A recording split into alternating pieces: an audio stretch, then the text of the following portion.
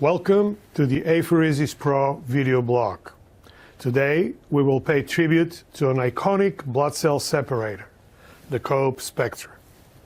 All of us in the field of apheresis are only as good as our machines.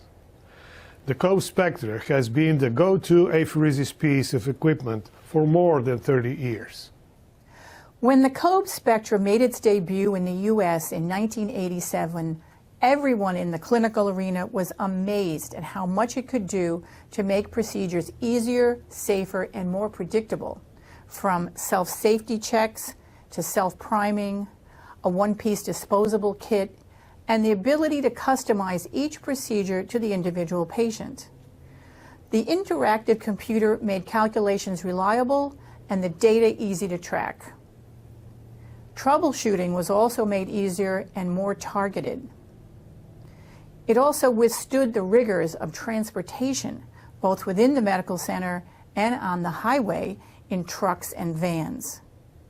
It was truly a revolution in the way apheresis was delivered, and it has reliably withstood the test of time for over 30 years. The development of the COBE Spectra is of historic interest in the field of apheresis. It started on April 15, 1962, when an engineer from the biotechnology division of IBM, yes, once upon a time IBM had a biotechnology division, approached Dr. Emil Freireich, a prominent cancer researcher from the NCI, the National Cancer Institute, with an offer to provide technical assistance in the development of equipment capable of removing leukemic cells. The IBM engineer's son had sadly recently been diagnosed with chronic myelogenous leukemia.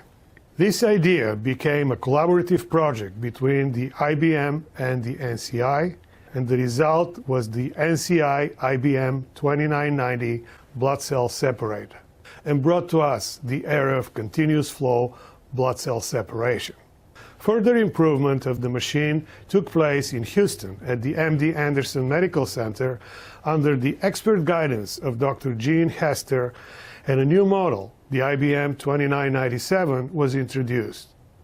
Christina Anderson worked closely with Dr. Hester for many years. I would describe Dr. Hester as ahead of her time. She was forward-thinking, progressive. Even in the late 1980s, she already had a quality manual that she had developed for the apheresis program. Not something that was the standard or the norm back then. And even reading it today, it's amazing how ahead of her time she was back then. IBM continued design improvements and incorporated a sealless blood separation technology in a new device. Then, in 1984, IBM sold its biotechnology division to COBE Laboratories. With the sealless technology already in place, COBE continued to develop the new piece of equipment, adding its own innovations. And in 1987, COBE released the COBE Spectra. Dr. Hester, of course, had been instrumental in the development of the COBE Spectra. I didn't take to heart what that really meant, but I can describe that now, that not only was she so involved in its development, she herself would serve as a donor. In fact, there are pictures of her where she had one of the apheresis operators hook her needles up.